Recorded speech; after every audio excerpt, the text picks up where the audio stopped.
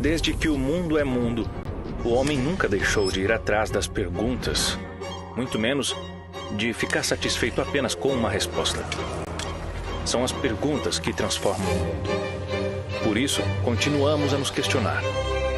Para onde quer que você olhe, você enxerga a nossa evolução. Novas soluções, novas invenções. Tudo em um rápido ritmo de transformação. Quando a força e os conhecimentos das engenharias, agronomia, geociências e tecnologia são combinados, nada é capaz de nos parar. Quais serão os nossos próximos passos? CREA Santa Catarina, transformando vidas. O futuro do atendimento particular para Criciúma e região está chegando. Centro Madre Teresa de Jesus Gerhardinger. Um centro médico altamente tecnológico, exclusivo para atendimento do Plano de Saúde São José e particulares. Com mais de 17.238 metros quadrados, distribuído entre 9 andares, que vem somar forças ao Hospital São José, que está entre os maiores hospitais de Santa Catarina. Equipamentos de ponta, quartos modernos e o maior centro de quimioterapia de toda Santa Catarina. Além disso, contará com uma equipe altamente preparada para levar bem-estar e acolhimento para todos os pacientes e para a sociedade. Saúde São José, um plano nosso para o futuro da sua saúde.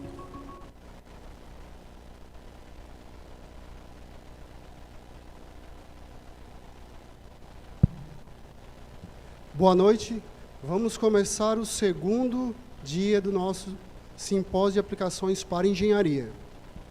Como a temática principal é inovação e sustentabilidade, a gente buscou esse ano trazer algumas palestras diferentes, para que vocês, quanto estudantes de engenharia, consigam observar novos horizontes e, por que não, novas rotas profissionais que vocês possam trilhar no futuro.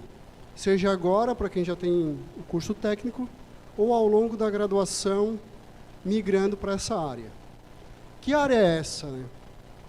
Como vocês, a grande maioria aqui são jovens, provavelmente vocês têm pouco contato com a parte hospitalar. Geralmente tem maior contato em função dos nossos pais, que já são pessoas idosas e tal. Mas aí vem a pergunta, né? O que eu, quanto engenheiro mecatrônico, eletricista, mecânico, posso estar contribuindo ou fazendo parte desse cenário do hospital? O que tem lá dentro para mim, enquanto engenheiro? Talvez para vocês ainda seja uma coisa muito recente, mas existe a necessidade de ter um engenheiro lá dentro do hospital. E esse engenheiro recebe o título de engenheiro clínico, porque a medicina vem evoluindo muito. E essa evolução ela vem pautada, em grande parte, em funções das inovações tecnológicas que a gente vê no dia a dia.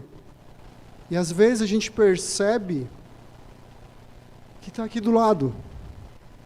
Uma ótima oportunidade, um novo mercado a ser desbravado, que vocês podem tá trilhando. Vou dar para vocês um exemplo. Quando houve a pandemia, nós aqui na SATIC, quanto professores, doutores, engenheiros, nos reunimos para fazer um respirador artificial de baixo custo. A gente gerou esse equipamento, só que nós éramos muitos bons engenheiros. Quando a gente foi dialogar com o pessoal médico, assim, olha, equipamento legal, mas tem uma série de requisitos que precisam atender. E com base nisso, a gente trouxe uma palestra. Hoje o Dr. Rafael, Ronaldo e o Juarez e o Lucas vão compartilhar um pouco com vocês durante uma hora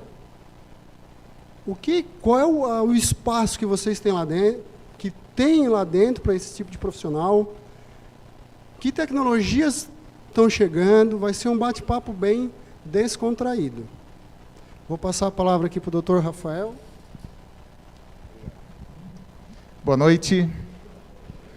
Primeiro, um prazer receber o convite do Mota, né, e de toda a sua equipe, para a gente poder falar um pouquinho sobre a aplicação da engenharia no hospital. Minha formação é engenharia? Não. Eu sou médico infectologista, estou como diretor técnico do Hospital São José, responsável por todo o funcionamento do hospital, do ponto de vista médico, do ponto de vista funcional, para que tudo esteja adequadamente funcionando, para que os médicos façam seu trabalho e atendam os seus pacientes. Mas como um hospital, o hospital não vive só de médicos, não vive só de enfermeiros, e eu quero trazer para vocês, junto à equipe, que tem muito mais coisas do que a própria medicina dentro de um hospital, e vocês vão ver o quanto vocês são importantes num contexto hospitalar também. Surgiu essa palestra também, nós estávamos no Empreende SC, conversei com o Mota lá, e no final talvez a gente possa trazer uma novidade, que é uma busca de parceria Hospital SATIC, e com tudo que a gente vai apresentar, vocês vão ver que tem coisas boas a acontecerem junto, né, e o hospital está à disposição também para que a gente possa atuar junto a essa grande universidade, né, que está e com cursos renomados dentro da área da engenharia. E o nosso interesse aqui hoje é a gente conversar um pouco, e fiquem à vontade para perguntar ao longo da nossa apresentação. Trouxe para vocês, que já foram apresentados, o Ronaldo. Ronaldo é nosso engenheiro civil há mais de 15 anos na casa. Juarez é nosso engenheiro mecânico e engenheiro clínico, também há mais de 15 anos na casa. O Lucas é nosso engenheiro mecatrônico e engenheiro clínico, também há mais de 15 anos no Hospital São José. Temos engenheira química dentro da nossa instituição, temos arquiteta, que é uma área de atuação também que está ligada ao CREA. Temos engenheiro de segurança do trabalho, entre outras áreas que a gente tem lá, além de todos os técnicos que atuam junto a gente. Para falar um pouco da engenharia, eu quero apresentar um pouco desse hospital que está na nossa cidade. Provavelmente todos já ouviram falar do Hospital São José, mas eu queria trazer um pouquinho mais do que acontece lá dentro, que eu tenho certeza que muitos de vocês não são valores, né, sempre falando em centro de referência, sempre falando em educação, porque o Hospital São José é o único hospital no mundo da Congregação das Irmãs Escolares de Nossa Senhora. E no mundo todo, o grande trabalho delas é frente à educação. E nós somos um hospital-escola com cursos das diversas áreas da saúde, diversas áreas de apoio, residência médica, medicina, dentro do Hospital São José. E, quem sabe, uma novidade dentro da engenharia também, né, para a gente poder falar e poder ter uma parceria junto à SATIC também. Então, a educação faz parte, sim, do Hospital São José, e esse é o nosso foco de missão, assim como de visão também hospitalar. Estamos inseridos aqui em Criciúma, né, região da ANREC, 12 municípios, mas atendemos desde a região de Garopaba até Passo de Torres, uma população de mais de 1 milhão de habitantes, onde somos referências para as mais diversas especialidades. Falei brevemente do contexto geral hospital, mas antes de falar um pouco mais do hospital, eu perguntaria para vocês. Apresentei 3 engenheiros já, que estão aqui com a gente, que estão trabalhando com a gente. Então, tem algo para engenheiro fazer dentro do hospital? Tem. Mas, sempre foi assim? Esse é um centro cirúrgico do século XIX. Vocês veem algo da engenharia aí? Talvez algumas peças de fixação, mas basicamente a força humana contendo um paciente, porque não existiam anestésicos, não existiam equipamentos, mas sim poucos equipamentos para a tentativa de um tratamento, que muitas vezes ela não acontecia, ou se acontecia era por pouco tempo, porque nós tínhamos infecções e tudo mais, que nem se tinha o conhecimento à época. E ao longo desses anos, o hospital foi crescendo. Então, desde 1936, quando as irmãs assumiram o hospital, nessa foto de inauguração, nós viemos ao longo dos anos num crescimento E muitos de vocês já viram, já passaram ao lado do hospital, essa nova obra que a gente também vai apresentar para vocês hoje. Junto com toda essa estrutura hospitalar, uma empresa com um CNPJ diferente, mas que está no nosso coração, é o Plano de Saúde São José também, que é um plano nosso, pensado para toda a comunidade, pensado para todos, e que o Hospital São José é o grande elo dessa instituição também, que é um plano onde atende pacientes de convênios e particulares, e o Hospital São José não atende só o SUS. Ele é um hospital que atende particular, é um hospital que atende planos de saúde, e claro que o nosso foco, tudo que a gente constrói, está ligado ao Plano de Saúde São José também. E esse é o nosso centro cirúrgico hoje.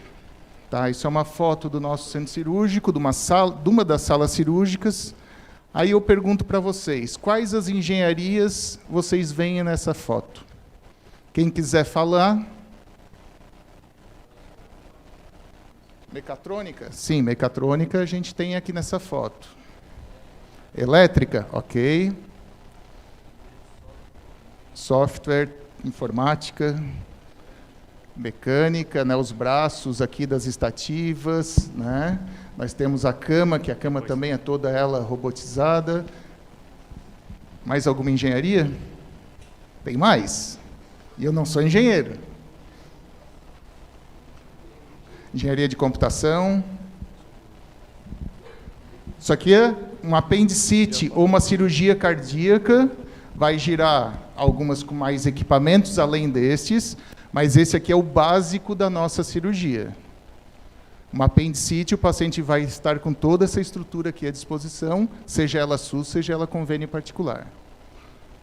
Todas as 12 salas são assim. O que mais? Quais engenharias vocês veem mais? A principal, onde que nós estamos aqui, ó, essa sala?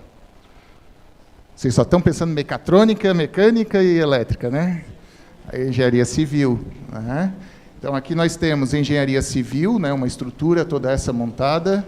Temos engenharia elétrica, engenharia mecânica, eletrônica, mecatrônica, automação.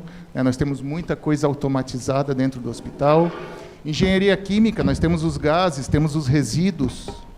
Engenharia ambiental, controle de resíduos perfluorocortantes. Engenharia da computação, telecomunicações, porque esse foco cirúrgico tem uma câmera que a gente consegue transmitir as cirurgias para qualquer lugar do mundo e o médico participar remotamente do ato cirúrgico. E, para dar o contexto de segurança de tudo isso, a participação da engenharia de segurança com todas as questões de segurança nesse contexto. Então, olha só, numa simples sala cirúrgica, num simples ato cirúrgico, a importância de cada um de vocês, porque vocês escolheram áreas que, sim, estão linkadas numa sala cirúrgica hospitalar, e assim como isso é uma sala cirúrgica, pode ser uma sala, um leito de UTI, um leito de emergência, um leito clínico, em tudo vai estar a presença da engenharia. E não é o médico importante no hospital, engenheiro também é importante, mas não é o mais importante, mas o mais importante dentro da saúde é trabalhar em equipe. Porque se a higienizadora vem aqui e desconecta um cabo desse, pode ter problema. Se ela não limpa direito a sala, eu vou ter uma infecção. Então, não só o médico faz parte do ato cirúrgico. Claro que ele é a pessoa que vai estar à frente do ato cirúrgico naquele momento.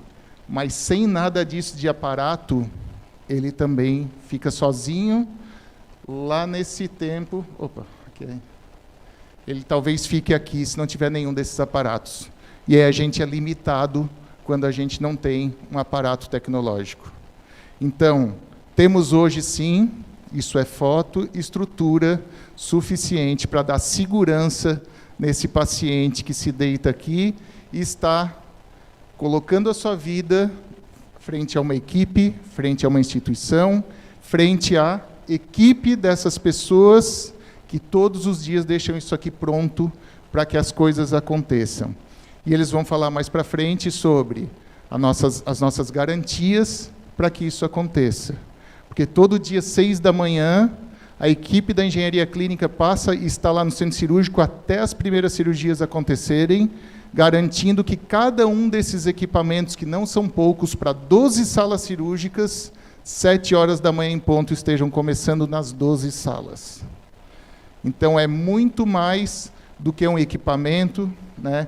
Um neuronavegador aqui é onde eu coloco a imagem da tomografia, e isso em 3 dimensões eu consigo calcular e definir que uma biópsia vai ter 2 milímetros de diferença para chegar lá naquele local certo, sabendo por onde ela passa, e que isso vai ter a menor lesão possível no cérebro do paciente. O equipamento de radioterapia, onde eu recebo pacientes de todo o litoral de Santa Catarina, pacientes particulares que vêm fazer sessões, que eram em 30 dias para fazer sessões em 3 dias de radioterapia. Então, essa tecnologia nós temos aqui em Criciúma e temos aqui no Hospital São José. E esse hospital tem quanto? Esse hospital tem 309 leitos, são leitos SUS, são leitos de convênio, 12 salas cirúrgicas, e com essa nova ampliação a gente vai ver que pode subir para mais 140 leitos, além desses leitos existentes. E quantas pessoas passam por ano no Hospital São José? Basicamente, a população de Criciúma.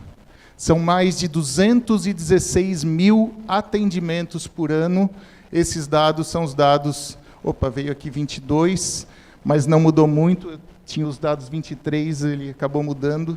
Tá, mas essa nossa média é 22, 23, 309 leitos, mais de 222 mil atendimentos, se não me engano, 22 mil internações, 11 mil cirurgias, mais de 700 mil exames laboratoriais, atendemos basicamente 84% SUS, filantropia atingindo 96% de atendimento SUS, mais de 1.500 pessoas colaboradoras, mais de 350 médicos, mais de 1.000 estagiários por ano nas mais diversas áreas.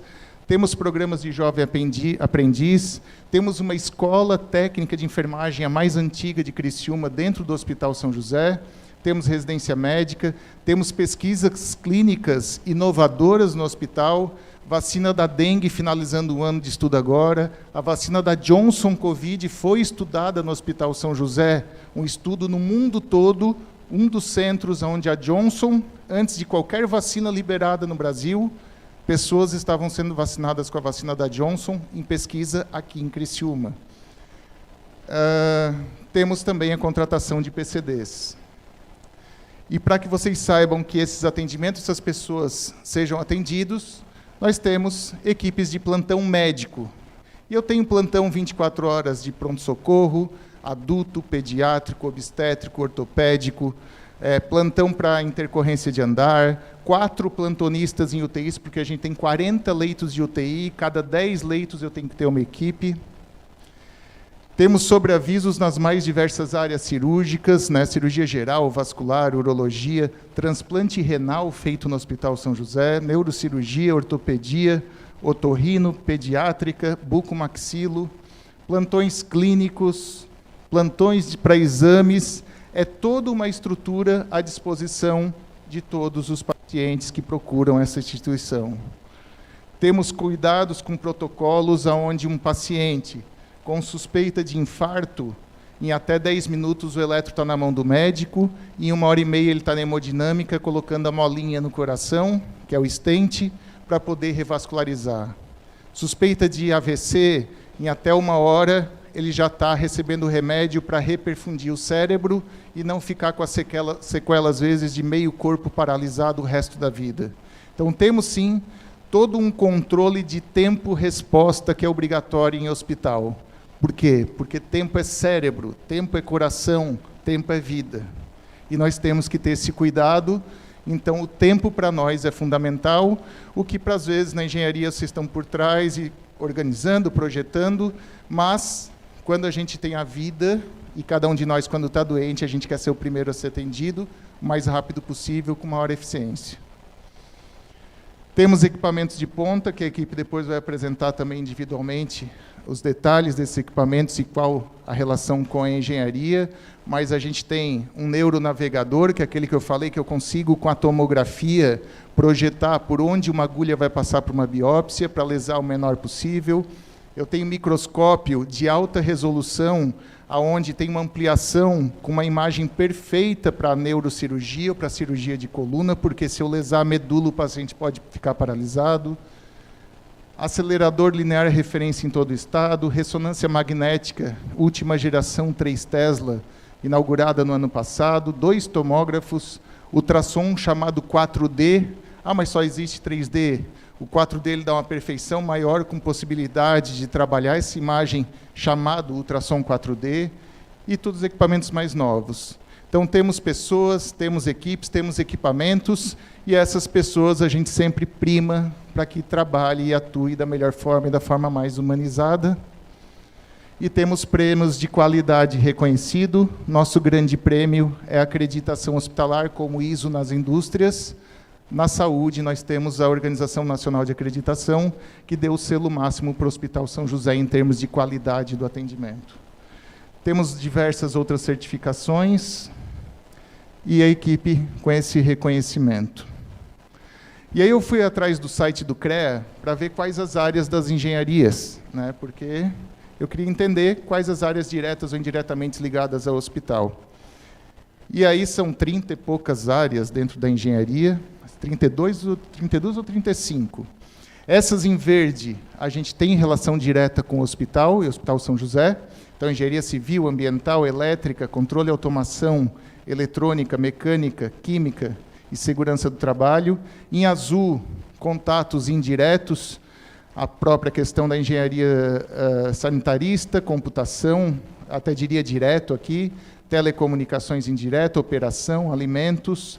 Diria que talvez engenharia de materiais possa ter, sim, vínculos indiretos, mas vocês veem que da gama de engenharias, dentro de um hospital, a gente tem a representatividade da engenharia.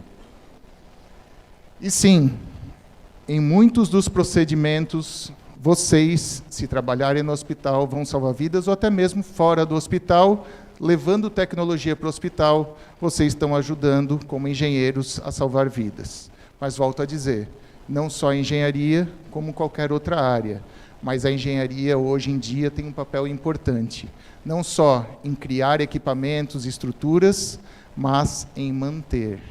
Que aí é a parte mais difícil. Eu comprar um equipamento de ponta é fácil. O difícil é a gente manter. E aí nós temos as manutenções, hoje em dia, preventivas, que eles vão falar, e basicamente 1/3 do trabalho da nossa equipe, quando fala de equipamentos, ela faz manutenção preventiva para evitar os desgastes e trocas de equipamentos e tudo mais.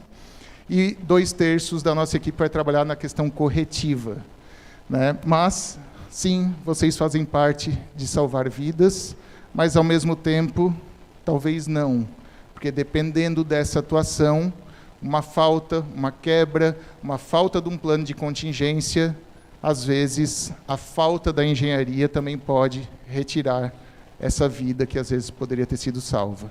Então, por isso, a importância dessa grande área que é a engenharia dentro do hospital. E aí eu vou passar agora a palavra para o Lucas, que vai dar seguimento para vocês, para falar um pouquinho do nosso setor de engenharia do hospital, e depois o Ronaldo Juarez complementa, eu volto no final só para a gente poder fazer o fechamento. Tá bom?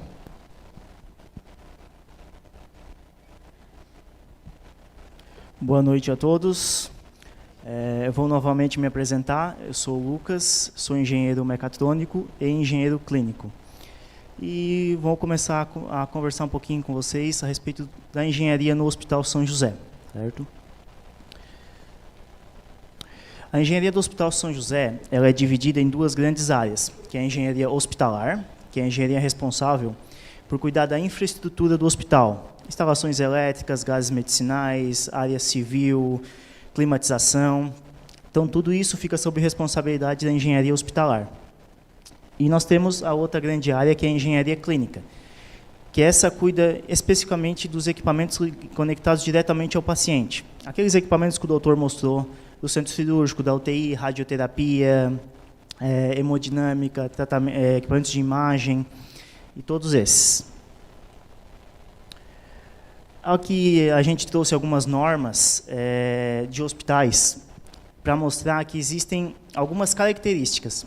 Tudo acaba sendo engenharia, mas existem normas e diretrizes específicas para hospitais. Então, nós temos aqui a primeira é instalações de ar em ambientes de saúde, né? A segunda é de instalações elétricas. Então, nós temos a NBR 5410, mas nós temos uma NBR exclusiva para hospitais, devido a algumas peculiaridades. Nós temos a 12188, que é a instalação de gases medicinais, que essa diverge muito do que é uma instalação de gases em qualquer indústria. Tá?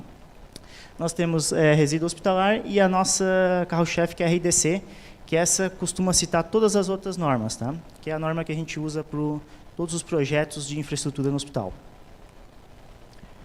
O setor de engenharia hospitalar hoje tem presente essas engenharias no hospital, tá? A civil, a mecânica, a elétrica, a mecatrônica, a química, engenharia de segurança do trabalho e também a arquitetura. A engenharia hospitalar, ela conta com uma equipe hoje com um engenheiro civil, um engenheiro mecatrônico e clínico, um engenheiro mecânico e clínico, uma engenheira de segurança do trabalho e uma arquiteta. O objetivo aí da equipe de engenharia é planejar, projetar, executar e finalizar e manter a estrutura hospitalar segura em condições para as seguintes normas vigentes. O que é isso? A gente sempre falando em hospital, o carro-chefe é a segurança do paciente. E todo o trabalho de engenharia procura chegar nesse objetivo, seja projetar, executar, acompanhar, fiscalizar ou manter, para que, quando o paciente entre no centro cirúrgico, quando o paciente utilize alguma estrutura da instituição, ela esteja em perfeito funcionamento, dentro das normas e segura. Aqui nós temos alguns setores de apoio da engenharia hospitalar, certo?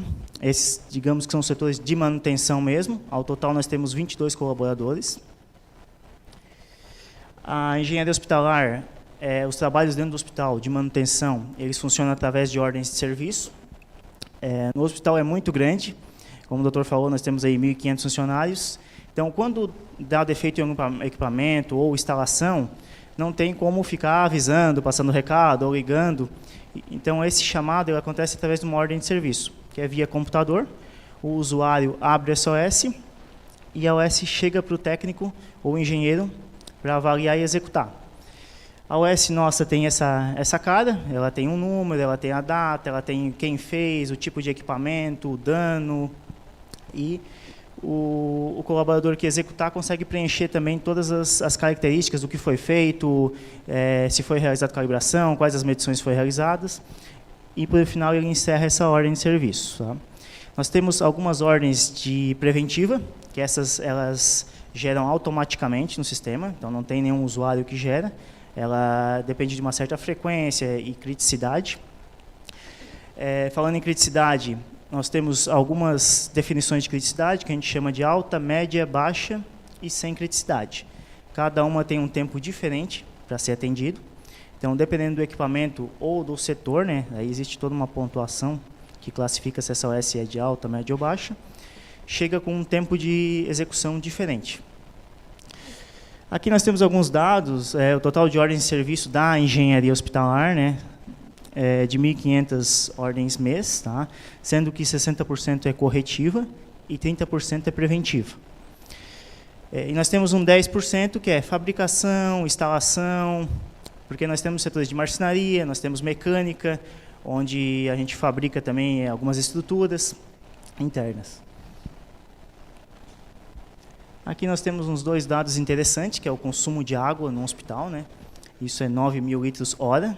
O hospital consome, é bastante, é um volume bastante considerável. E nós temos embaixo o consumo de energia elétrica mês, certo? Falando em água e energia, são dois das nossas estruturas críticas do hospital, né? Então, são duas estruturas que a gente trabalha muito com contingências, certo? O que fazer quando há uma falta de água? Nós tivemos um exemplo aí há uns tempos atrás, que rompeu uma adutora e ficou 3 dias nesse volta água, né? O hospital está num lugar alto, sempre a última a chegar água. Então, nós tivemos que botar o plano de contingência em prática, né? Nós temos empresas que fornecem água através de caminhão, nós temos um reservatório que suporta um dia inteiro. Estamos ampliando agora uma estrutura com mais 4 reservatórios de 200.000 litros. Um já está montado. E falando de energia elétrica, aí nós temos algumas contingências aí, como geradores, eu vou falar mais detalhes mais para frente.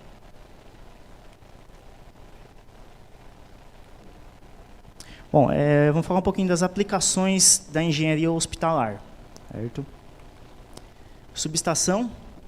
Essa é uma foto da nossa subestação, uma das subestações. Hoje o Hospital São José ele possui 3 subestações rebaixadoras, que a gente chama. Cada uma tem transformadores de 1000 kVA.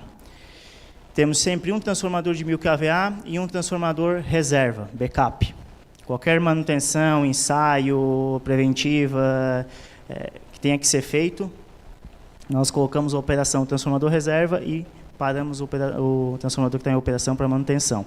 Então, tudo no hospital tem que ter redundância. Todos os equipamentos, bomba, motor, tudo tem que estar ali pronto para entrar em operação. Não pode ter, não, eu tenho um transformador, eu preciso instalar, porque não tem tempo de esperar, né, toda essa manobra. Então, tudo já está instalado ali, é só bater chave, só ligar o motor, o backup está à disposição. Nós temos uma sala de transferência, e que a nossa geração ela acaba sendo em média tensão. Chega para essa sala de transferência e essa sala alimenta as nossas 3 subestações. E nós temos aí mais uma cabine de medição também. Então, ao todo, nós temos aí 5 edificações que entram nesse sistema elétrico de potência do hospital. Aqui é uma foto dos nossos geradores. Nós temos 3 geradores de 800 kVA. Esses são os nossos geradores principais, que a gente chama de usina. 2 geradores, eles atendem toda a carga do hospital. E um terceiro é sempre para backup. Precisou de uma manutenção, ou deu algum problema, algum alarme, esse sai fora e o outro assume. Nós temos mais 2 geradores de 500 kVA, que são geradores de retaguarda, que a gente chama. Que hoje eles alimentam cargas mais críticas, certo? Por quê? Porque esses geradores de 800 kVA, eles geram em 440, eles têm a sua tensão elevada, para 13,8 kV, e é distribuído para as nossas subestações. Porém, uma subestação, às vezes, precisa fazer uma manobra, ou uma operação, ou uma manutenção em média tensão. Então, daí nós temos que ter esses geradores de retaguarda, que geram em baixa tensão. Eles não atendem toda a instituição, elevando a tensão e mandando para as subestações. Bom, aqui nós temos o sistema de aterramento IT médico, né, que é algo exclusivo de hospitais, principalmente de áreas onde exige segurança do paciente, onde o paciente está muito mais exposto, que a gente costuma dizer que são áreas de grupo 2. São salas cirúrgicas, leitos de UTI, salas de recuperação, salas de procedimentos mais invasivos. Provavelmente quem é da engenharia elétrica ou da engenharia mecatrônica ou controle de automação já ouviu falar nas configurações de aterramento, já estudou isso. Nós temos o TNS, o TNC, o TT e nós temos o IT. O IT normalmente não é citado uma aplicação, porque ele é bem restrito mesmo. Ele é aplicado a hospitais. Quais são as vantagens de usar a configuração de aterramento IT? As correntes de fuga, elas são em valores em ordem de grandeza muito baixo. Certo? Quando o paciente está exposto, que a gente costuma dizer que são os microchoques, correntes aí na ordem de miliamperes pode ser fatal. Certo? Enquanto que o paciente está em condições favoráveis, correntes aí na ordem de 30 miliamperes começa a sentir o efeito da corrente. 30 miliamperes para um paciente que está na mesa de cirurgia, numa fuga, é fatal.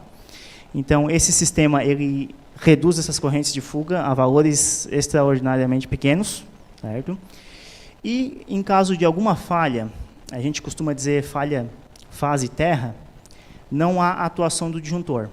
Não existe um curto-circuito.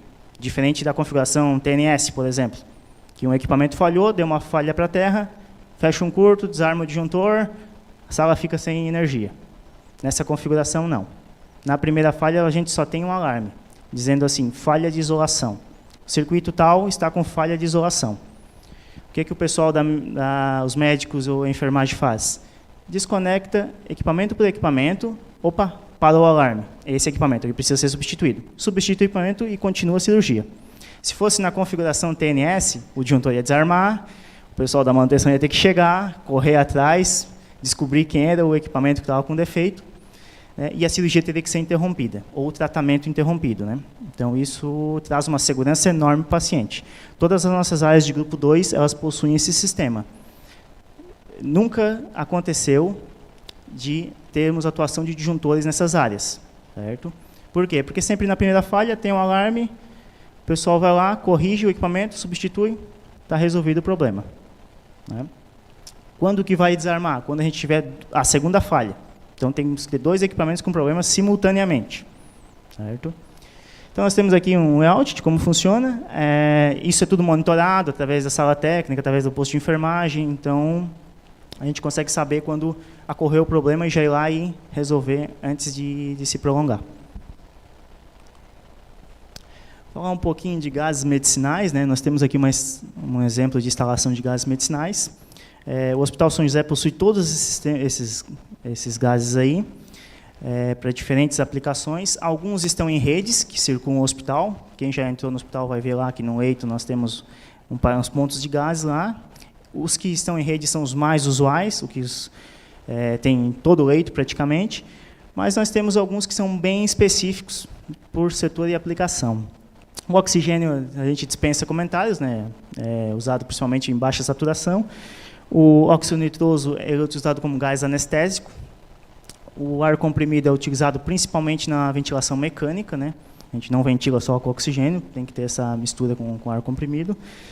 Esse ar comprimido é um ar isento de óleo, passado por todo um tratamento, feito análise da qualidade dele. O vácuo é usado para sucção, principalmente de líquidos aí durante procedimentos, né? Fluidos durante procedimentos.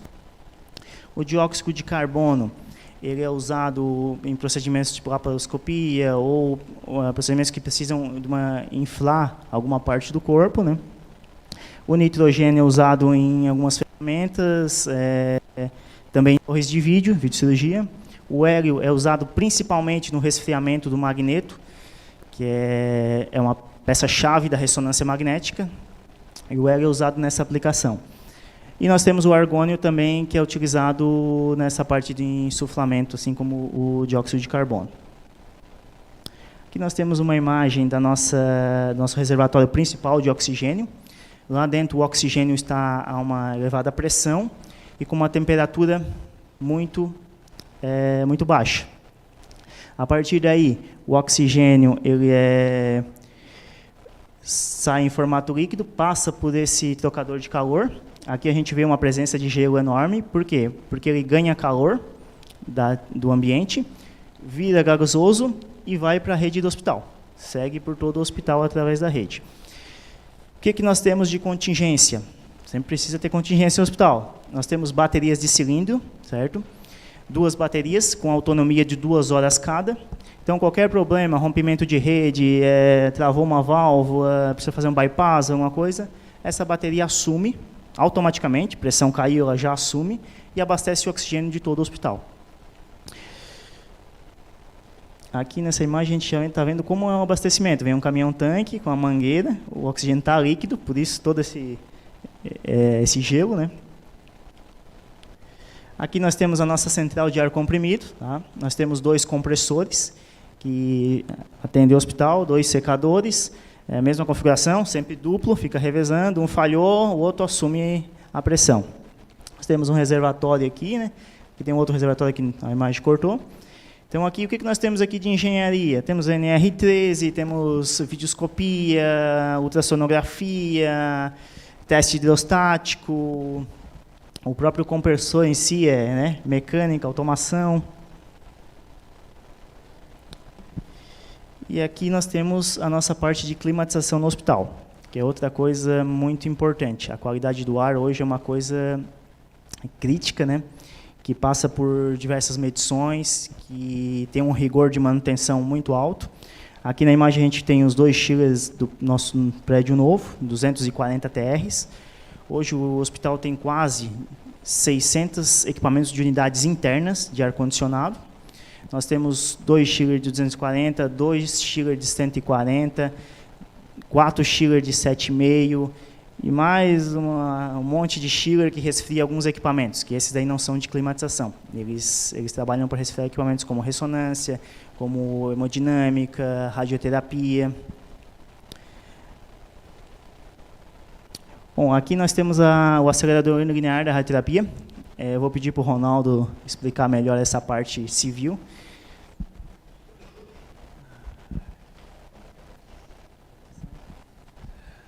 Boa noite, pessoal. Vou falar um pouco da área da engenharia civil, certo? Aqui nós, quem olha assim, pensa que é uma obra comum. Isso aqui é uma das nossas salas da radioterapia, certo? Nós temos 3 hoje, né, com essa aí. Nós tínhamos já 2.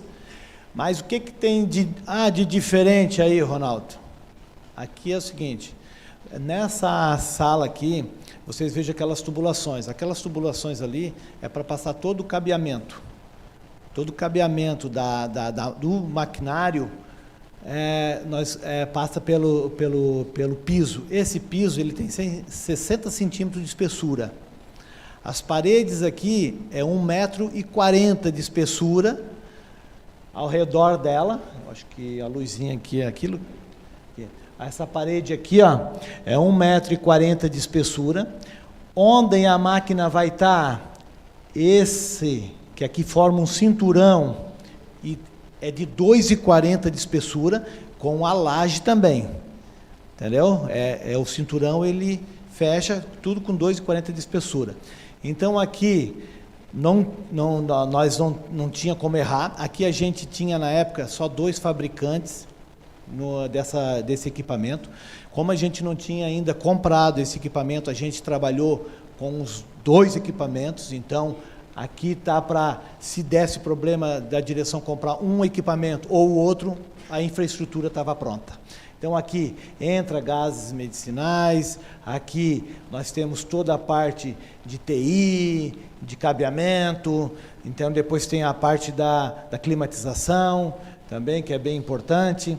E aqui nós já concretamos, então não pode haver erro. Não tem como ficar rompendo parede, não tem como ficar rompendo piso, entendeu? Então, aqui não existe erro.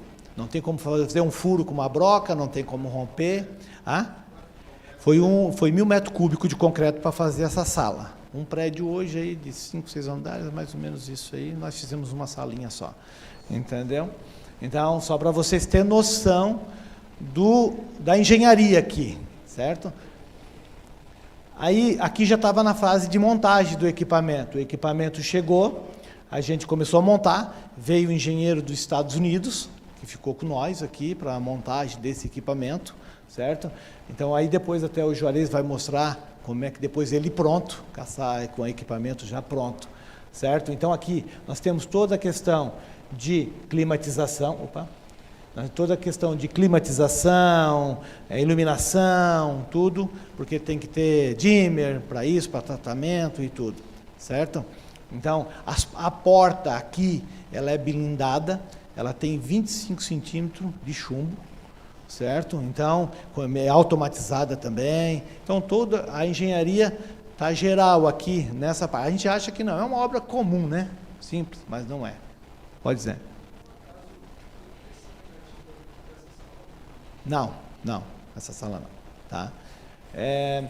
Aqui também, nós, quando a gente foi, depois o doutor pode até falar a respeito disso, e nós aqui também, quando a gente foi executar, a gente teve colocação de gelo, a garantir a densidade para não ter fissura.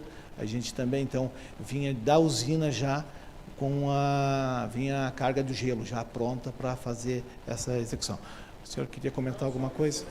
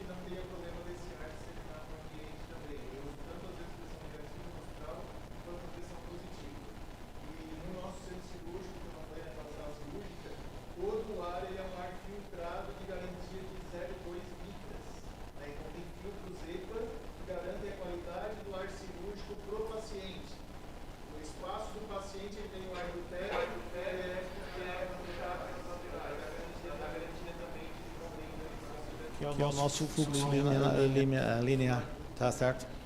E aí, então, assim, ó, é só para a gente dar aqui, então, falando ali, como o doutor falou, nós temos aqui várias câmeras aqui dentro, porque o técnico fica pelo lado de fora, certo? Lá, para a hora que ele vai fazer os exames, então ele fica pelo lado de fora, ok? Outra, aqui é uma sala de tomografia, parece uma sala simples, né? Uma sala simples, quem olha assim, o que diz aí? Mas o hospital e os equipamentos estão em constante mudança, então a gente troca de equipamento. Quando se troca o equipamento, se muda toda a sala, por questão de radiação, por questão de tecnologia e tudo.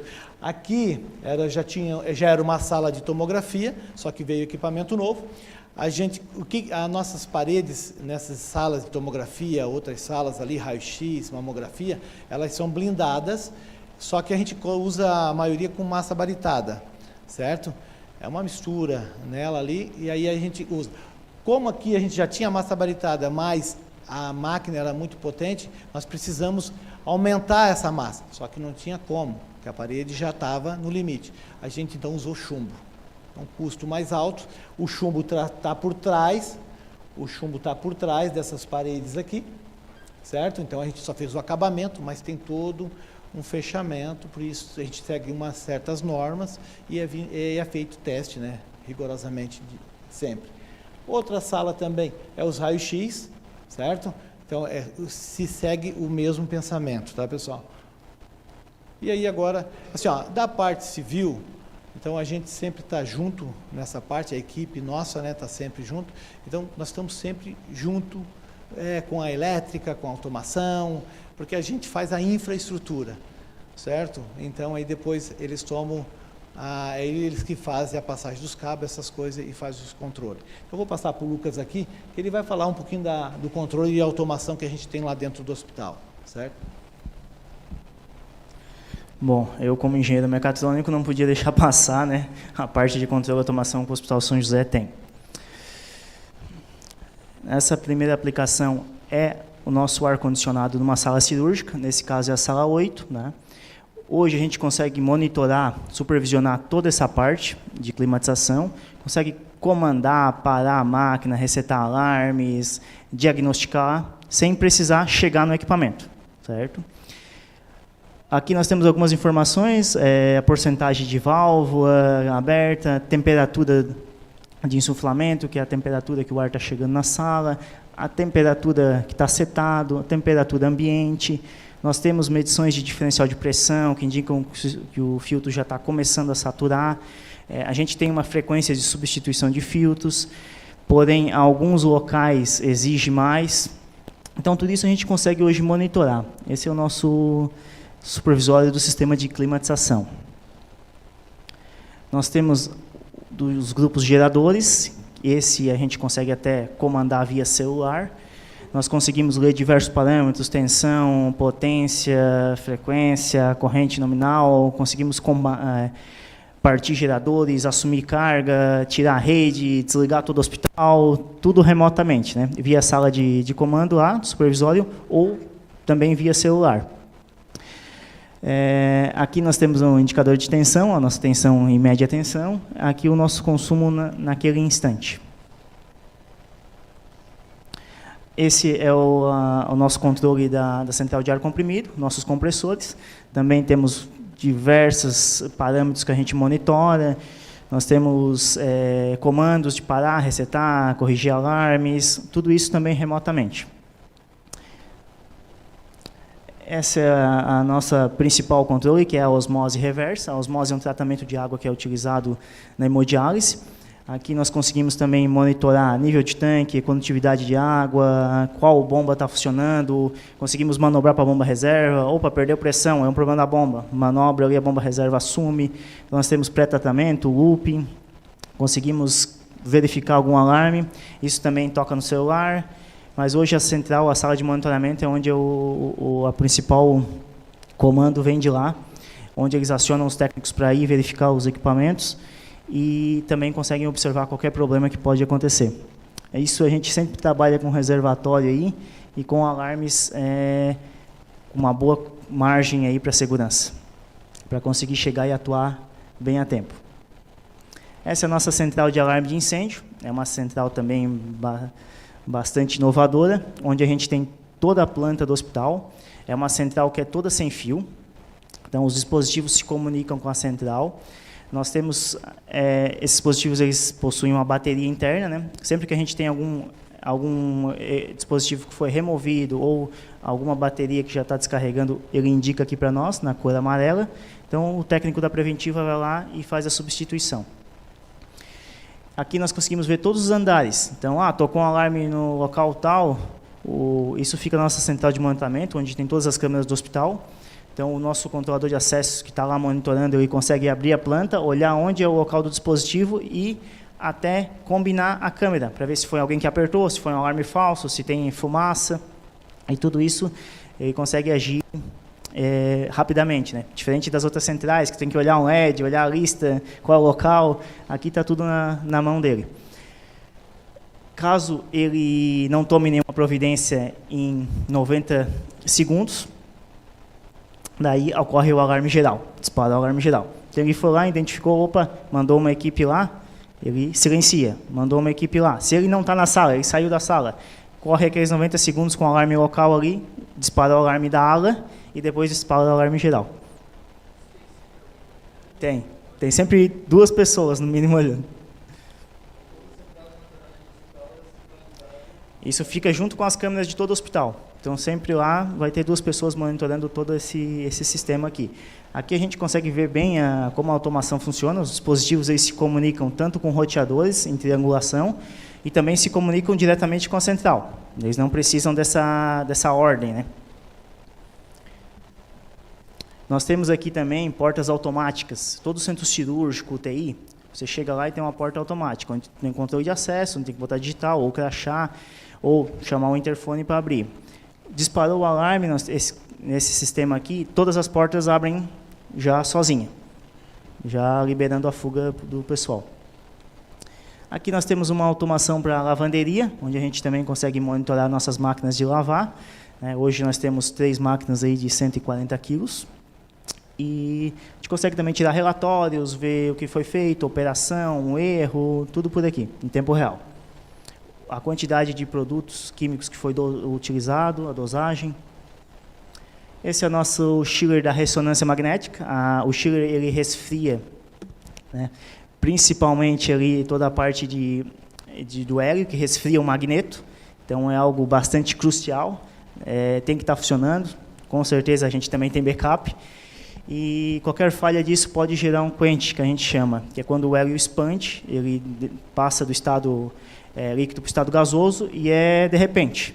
Então, isso tem uma chaminé exclusiva para, caso ocorra esse incidente, o hélio todo sair instantaneamente. Tá? Então, isso, e o prejuízo é enorme, caso isso acontecer. Então, essa é a função do chiller, resfriar o hélio, para o hélio resfriar o magneto. Bom, agora eu vou passar para o Juarez, que ele vai falar um pouco mais das aplicações da engenharia clínica. Até o momento a gente falou da engenharia hospitalar. Boa noite. Bom, a engenharia clínica é uma engenharia que pode ser, a nível de pós-graduação, ela pode ser feita para quem tem algum desses cursos aí. O recomendado é a pessoa que se formou ou em mecânica, ou elétrica, ou mecatrônica, engenharia eletrônica e engenharia de controle e automação. Também, dependendo da aptidão de cada um, da característica da pessoa, se ela tem uma aptidão para aprender tecnologias, ela pode estar ser executada pela engenharia civil ou pela engenharia de produção, mecânica e elétrica. Mas a maior afinidade da engenharia clínica, ela está na eletrônica, e mecânica e elétrica. No hospital nós temos um engenheiro clínico responsável, certo? Nós temos outro engenheiro clínico, que é um neote, mas eu sou um engenheiro clínico responsável. Então, essa manutenção dos equipamentos hospitalares, para garantir que, quando o médico chega para fazer uma cirurgia, que quando o enfermeiro vai utilizar esse equipamento, essa garantia é dada pela engenharia clínica. Então, o Dr. Rafael bem assim, não existe no hospital equipamento mais ou menos. Ou ele está bom ou não está bom. Nenhum médico vai fazer uma cirurgia num paciente se o equipamento não estiver 100% seguro. Então, assim, é uma coisa que... o que envolve, assim? Todos nós fizemos aqui engenharia, ou pelo menos tem afinidade. Então, nós não podemos estar brincando. É coisa séria e é coisa assim, faz parte do nosso perfil, e esse perfil tem que ser seguido. Então, um engenheiro ele é para dar segurança para o médico e para o paciente. Só voltando aqui. Então, aqui vocês viram que o Neote falou lá, o Lucas, sobre as manutenções corretiva e preventiva. Vocês observem que na manutenção clínica está uma inversão. Nós temos mais preventiva do que corretiva. Por quê? A manutenção civil, se um cano estourou, né, Ronaldo? Ele não precisa estar lá olhando todo dia, ele tem uns roteiros, é criado roteiros, e eles vão fazendo então, inspeções. Mas se dá um problema, um estouramento num cano, alguma coisa, uma janela que tranca, uma porta, não vai impedir o funcionamento do hospital. Então, se ele for fazer uma preventiva no mesmo nível que da engenharia clínica, essa despesa aumenta muito, sem necessidade. Então, ali existe um estudo que todo mundo tem que... No caso, que a gente tem que estar observando é o seguinte, 40 e 60 é um número bom. Se tu tens cerca de 60% de preventiva, você vai reduzir as paradas dos equipamentos. Porém, se você exagerar nessa preventiva, você vai estar gastando demais, sem necessidade. Então, como é que é feita essa seleção?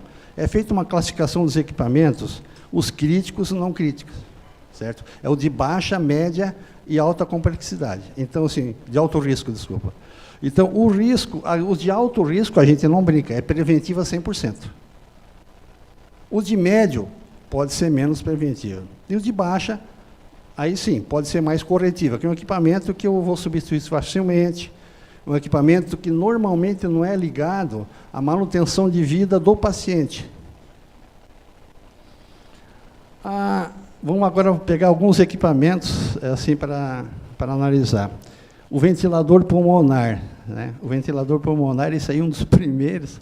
Então, vocês têm uma ideia, o tamanho desse bicho. Eu não sei nem direito como é que ele funcionava, mas é meio complicado, né? E ele chegou nesse ponto. Um equipamento desse tamanho, né, que faz o monitoramento. Você falou antes sobre a questão da SATIC aqui, ter feito um trabalho aqui tentando auxiliar no tempo da pandemia. Então, eu participei, não sei se era quem é que eu conversava com a SATIC, né? E eu gostei muito, assim, a SATIC, porque houve uma intenção de ajudar boa, e eles foram muito cientes, né?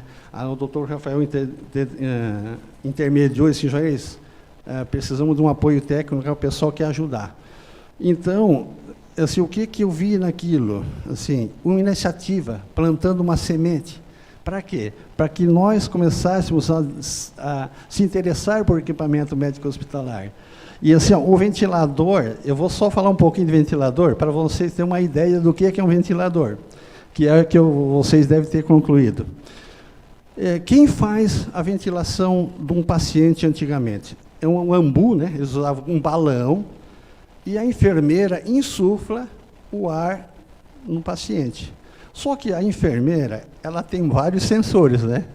Ela tem o olho dela, ela percebe se o paciente está expirando ou inspirando, para coordenar toda a movimentação. Quer dizer, a hora que ele vai colocar o ar para dentro, ela empurra o ar. Quando ele vai soltar, ela solta também. Ou seja, ela tem um sensor. Agora, vocês imaginem o seguinte, o equipamento vai ter que fazer isso automático, sem ninguém olhar. Então, ele tem sensor de fluxo, quanto ar ele coloca, ele vê a temperatura do paciente, a oximetria do paciente, a batida cardíaca. Então, assim, uma série de parâmetros. Que tipo de ventilação que ele está colocando? Tem paciente que é mais forte, Então, ele precisa de mais pressão e menos pressão. Então, a enfermeira ali, quando ele pega um paciente que está com dificuldade de respirar, ela empurra mais forte ou mais fraco. Agora, você vai fazer isso automatizado. Como é que ele percebe? Né? Então, isso é tudo uma engenharia que está crescendo, né? Graças a Deus, fiquei muito contente que a SADC começou o estudo, porque quem sabe aqui plantou uma semente, né, para que nós tenhamos aí futuros engenheiros projetistas, né, e que comecem a se trabalhar nessa área. Aí é um fluxograma dele, né? E se vocês verem ali de funcionamento, tem uma coisa também que ele faz, que é a parte de mistura de ar, do ar comprimido e também do oxigênio. Para que ele assim, eu quero mais oxigênio, um paciente que precisa mais oxigenação, né, doutor? Então, ele menos ar comprimido. Então, ele faz essa mistura, tudo ele lê através da oximetria, ele vai corrigindo. Então, o circuito, assim, a gente não vai estudar muito, assim, só para vocês terem uma ideia, isso aqui é uma parte simplificada, né? No caso do fluxo de inspiração e da expiração, né? E tem um outro segredinho aqui também, que é o seguinte, esses sensores, eles têm uma calibração. Tudo é calibrado. Então, toda manhã, a engenharia clínica vai em todos os setores e ele vai lá e ele bota num teste automático. Ele se autocalibra para ver se ele está certo. Então, essa inspeção é diária. Então, você tem, através de um plano, os nossos técnicos, eles visitam todas as UTI e todo o centro cirúrgico. Então, a primeira função nossa lá é o centro cirúrgico de manhã. E depois aos UTIs. Então, isso aí é diário, tem uma rotina diária, controlada através de OS e tudo. Essas OS são legais porque, assim, ela marca se fez, se não fez, qual equipamento ficou sem realizar as preventivas. E isso vai para um histórico, para a vida toda do equipamento lá. O monitor cardíaco também é a mesma situação, né? Ele vai marcar todos os parâmetros cardíacos, no caso ali da curva QRS, né? Então, da batida, que a hora que está entrando, era muito legal, não sei, não vai dar tempo, mas outra vez, assim, eu visualizar o diagrama da corrente elétrica num coração. Como ele fecha uma válvula e abre a outra. É impressionante, assim, uma coisa muito, muito legal, mas vocês procurem na internet, aí tem bastante, e aí vocês começam a entender assim, a questão da corrente elétrica no coração. Por isso que o Lucas falou, gente, 70 mA já mata se a corrente passar no coração. Já mata um paciente. Olha, é miliampere. Então, o monitor cardíaco também é mesmas questões ali, é colocado em sensores, né, na perna, às vezes no peito também. O aparelho de anestesia é um equipamento também hospitalar, ele tem uma função de ventilador e ele também aplica os anestésicos. Só para vocês terem uma ideia, hoje o equipamento de anestesia tem equipamentos que ele já lê a atividade cerebral. Então, é muito assim, ele está sabendo se o paciente está sofrendo dor, mas ele está dormindo. Então, ele está anestesiado, ele não está... Aparentemente, quer dizer, o físico dele não está detectando a dor, mas o cérebro dele está vendo essa dor. Então, ele detecta isso. Isso é uma coisa impressionante. Então, são coisas que estão cada vez mais modernas. Aí é um fluxo, né? Os gases também, os gases que é utilizado na anestesia, o óxido nitroso é o principal deles, e depois tem o sevoflurano, que é outro gás, né, também para fazer anestesia. O acelerador linear, que nós conversamos ali, que o Ronaldo falou, assim, tudo tem que ter planejamento, porque se você tiver uma instalação bem feita, o seu equipamento vai funcionar corretamente. Nós dizemos uma coisa na engenharia, se uma coisa começou mal, pode ser que dê errado, né? Agora, se ele começou errado, vai dar errado de certeza absoluta. A ressonância magnética é está só voltando aqui no acelerador. Quem sabe acelerador linear, nas questões do elétron, né? Então, é um elétron que é acelerado, igualzinho aquele acelerador nuclear grandes, né? Só que num tamanho menor. E ele solta, no caso, um elétron, um feixe de elétron, e ele atinge um ponto no corpo humano que vai fazer o tratamento, no caso, ele vai matar uma célula cancerígena. Isso tem que ter uma precisão muito grande. Esse o nosso equipamento do São José, ele trabalha com o acelerador mais um tomógrafo junto. Então, você tem uma dupla precisão. E isso aí é um ganho muito grande na questão de recuperação do paciente.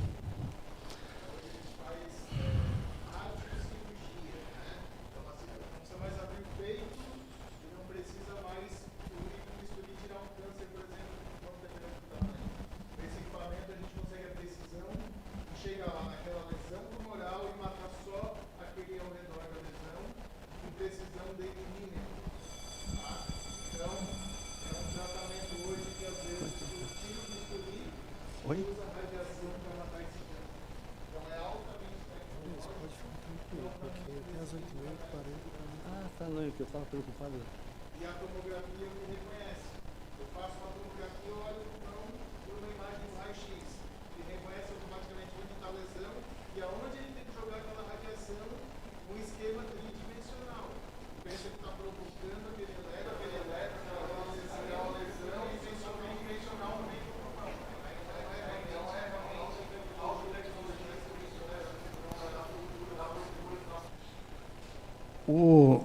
Agora nós vamos falar sobre a ressonância magnética. Vocês já ouviram falar, não sei se alguém conhece, já fez algum tratamento. Esse é o equipamento que mais me encanta. Por quê? Porque ele é um equipamento que gera uma imagem a partir de um sistema que não tem imagem nenhuma. Então, assim, o cara que fez isso aí é muito gênio. Como funciona... E outra coisa também que eu esqueci de falar. Nós estudamos lá desde o científico, né, sobre átomo, os prótons, elétrons, nêutrons, né? E aí tem o tal do spin. Então, assim, isso aí, se eu já não entendia nem direito o que é uma substância, imagina eu entender um átomo, aí chegar no prótons, elétrons, né? E ainda chegar no spin. E assim, será que isso existe mesmo? Cara, isso aí é uma prova de que ele existe mesmo. O que é um spin, né? Então, o spin, ele tem uma carga, um polo positivo e negativo. O que o cara descobriu? Ele descobriu o seguinte: se eu pegar um spin desse e largar uma carga negativa e positiva, botar ele na frente do ímã, eu vou alinhar ele. A carga é tão forte que o spin para de girar em forma de peão, né? Que ele gira assim, né? Então, ele vai ficar reto. Aí, o que ele descobriu? Que quando ele tira o magnetismo, ele volta à posição normal e gera uma radiofrequência. Essa radiofrequência, ela varia de acordo com o tipo de tecido. E aí, ele botando sensores próximos a esse tecido, ele consegue saber onde é que está cada tipo de tecido. Aí ele fez o quê? Fez uma imagem para cada tipo de tecido. Então é muito doido, não tem imagem nenhuma. Ele fez uma coisa gráfica, né, como se a gente botasse um sensor aqui do lado, um microfone, e ouvisse a voz do Dr. Rafael, ouvisse a voz do Ronaldo, a voz do Lucas e a minha. E aí ele pega e monta uma imagem da sala com os três aqui. Ou seja, não tem imagem nenhuma, ele só sabe que o Dr. Rafael está ali, o Jorei está aqui, ele consegue montar a imagem. E aí, o que conseguiu isso? Ele conseguiu ver a imagem de elementos moles, no caso, assim, que são a carne. Por exemplo, o raio-x é utilizado o quê? Mais para ossos, ele é eficiente. E para um tecido mole, o raio-x passa, fica tudo igual. A não ser que tenha, né, uma lesão muito, assim, né, que tenha bastante cálcio, né, calcificada. Então, ele gerou essa imagem a partir de um nada, né, digamos. Exatamente. Então, assim, é muito legal isso. E outra questão também que tem ali da nossa física, que a gente fala, e por isso a importância do Schiller. Vocês já viram em zero absoluto? 273 Kelvin negativo, na ressonância está próximo de zero. Está próximo de zero absoluto. Por quê? Porque no zero absoluto os elétrons têm que ficar parados, né? Então, aí você deixa o elétron quase parado e taca num campo magnético, aí ele consegue se alinhar melhor. Hoje, a nossa máquina do Hospital São José, ela é a melhor máquina instalada em hospitais, aqui da cidade. E uma das melhores de Santa Catarina. E aí, onde é que entra a engenharia clínica auxiliando os médicos? O médico, ele não quer saber a potência do equipamento, ele quer saber a qualidade da imagem. Aí, o que ele pedia? Assim, eu preciso, para mim ter mais qualidade, eu preciso que essa ressonância seja melhor do que a que nós temos conhecida aqui na cidade. Aí, a engenharia, a parte da engenharia, eu fui estudar o equipamento, nós vamos estudar. Aí, no equipamento, a gente descobriu que a função que deixaria uma melhor qualidade chama-se o gradiente. O que é o gradiente? O gradiente é a velocidade com que eu desmagnetismo e faço esse spin voltar para o lugar dele. Quando ele volta mais rápido, a imagem é mais precisa. Então, eu tenho dois campos de precisão. O tamanho do campo magnético e a velocidade. Aí chama de gradiente. A única máquina que atendia o gradiente no mercado era essa que o São José tinha. Então, assim, foi uma máquina muito top, né, que veio para cá. Hoje é a melhor máquina. Em termos de... Hoje é 3 Tesla, mais ou menos, equivale a 6 vezes o campo magnético da Terra, né? Então, quer dizer, se eu peso 100 quilos, né, eu vou pesar 600 quilos. Então, assim, a ressonância magnética é muito perigosa, porque é um super imã. Só você ter uma ideia, se eu entro com uma cama de ferro, por engano ali, na sala, eu vou precisar de umas 5, 6 pessoas para retirar ela de lá de dentro. Então, tudo que entra dentro da ressonância magnética, ou é de alumínio, até o extintor próximo é de alumínio. No São José, nós estávamos preocupados, e se reunimos toda a parte de engenharia, o pessoal da segurança, porque nós compramos um detector metálico, né? O detector metálico, o que é? Para evitar que uma pessoa entre sem querer, ou ela leve o equipamento, então ela alarma. Então nós conseguimos colocar ela na porta da ressonância. Isso, nenhum estabelecimento aqui usa isso. O que eles usam? Eles usam o detector aqui do lado, o detector aqui do lado, eles pegam o paciente e passam no detector. Só que daí, se alguém entrar, algum desavisado entra lá dentro, ele vai sofrer a ação do campo magnético. Quem de vocês lembra do caso do policial, né, que foi entrar lá na ressonância e não falou que estava com um revólver na cintura, né? Ele entrou como acompanhante, é isso? E aí ele entrou e o revólver disparou. Então, quer dizer, o campo magnético é muito, muito forte. O campo magnético puxou a arma, essa arma disparou e atingiu ele mesmo, e eu acho que ele até foi a óbito por disparo da própria arma. Porque, então, sim, então o que é que a gente fez no São José? Colocou esse detector na porta. Então, assim, uma coisa bem legal. Deixa eu ver se tem mais alguma coisa. Ah, está aqui, ó. Eu pensei que estão anexados a porta aqui. Essa porta aí, esse detector, né? Isso aí é chato, fica buzinando. Até é bom, porque daí os médicos todos têm que tirar celular, né? A enfermeira não pode entrar com celular. Se você entrar com o celular lá dentro também, você está correndo um risco. Ele até uma certa distância do campo não é perigoso, mas depois é perigoso também. A pessoa com marca-passo não pode entrar. Então, é muito... a sala... Eu falei para vocês que ele gera uma radiofrequência. Então, a radiofrequência, vocês imaginem, estamos cheios de radiofrequência no ar. Então, nós temos essa gaiola ali que o Ronaldo estava falando, ela tem várias proteções. Em primeiro lugar, ela tem uma proteção magnética, para esse magnetismo não sair da sala. Então, ali nós temos em torno de, acho que 2, 3 centímetros de um aço especial, aí o pessoal da mecânica, aço silício. E nós temos uma camada de alumínio para proteger a radiofrequência. E uma coisa interessante, assim, ó, não pode ter contato nenhum entre a gaiola e a área externa. Tudo é em cima de uma área isolada. Se você botar um fiozinho que conectou, você tem que passar eles chamam de guia de onda, né, para fazer esse isolamento, não haver interferência. Uma outra questão assim, que é geral no equipamento médico hospitalar, pessoal, é assim, ó, toda empresa que instala no equipamento, eles têm que fazer a homologação do site.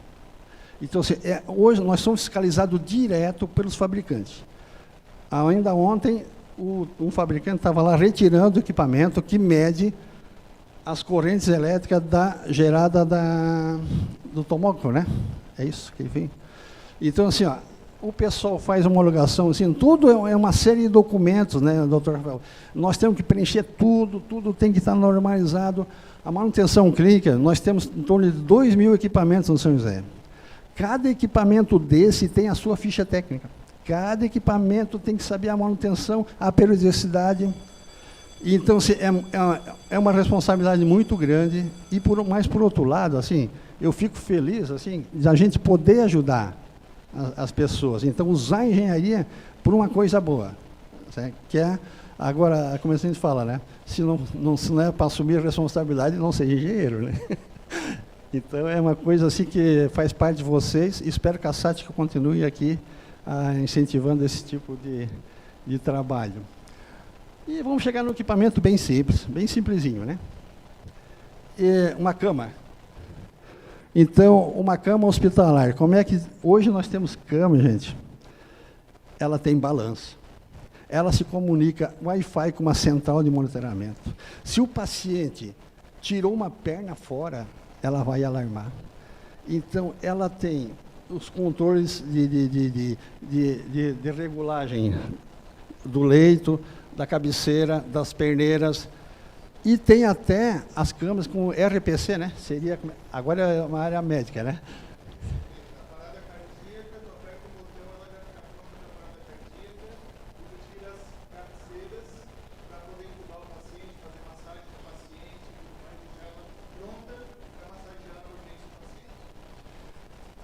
Outra questão, ela também tem um histórico, ela grava tudo, né? Essas câmeras, ela tem um histórico assim, ó, então não dá para ninguém ficar chutando assim, eu estava cuidando do paciente, né? Não, ele marca tudo, ele marca tudo.